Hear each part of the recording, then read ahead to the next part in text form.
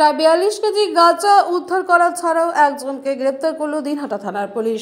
গোপন সূত্রে খবরের ভিত্তিতে দিনহাটা থানা সংলগ্ন এলাকার দিনহাটা রাজবিহার রাজ্য সড়কে একটি গাড়ি আটক করে পুলিশ। এরপর সেই গাড়িতে তল্লাশি চালিয়ে বিপুল পরিমাণ অবৈধ গাঁজা উদ্ধার করে পুলিশ। পুলিশ সূত্রে জানা গেছে ওই গাড়ি থেকে প্রায় 42 কেজি গাঁজা উদ্ধার হয়েছে।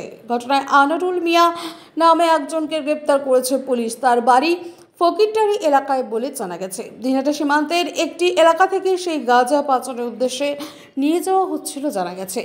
পুলিশ সেই খবর পাওয়া মাত্র বিভিন্ন জায়গায় নাকা তল্লাশির মধ্য দিয়ে সেই গাড়ির খোঁজ করছিল। সেই মতো থানা সংলগ্ন এলাকাতেই সেই গাড়ি আটক করে পুলিশ এবং সেখান থেকে উদ্ধার হয় গাঁজা।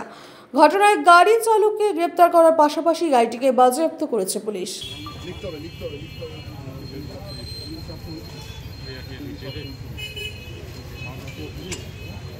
দুইটা ছোট দুটো একই কেজি 280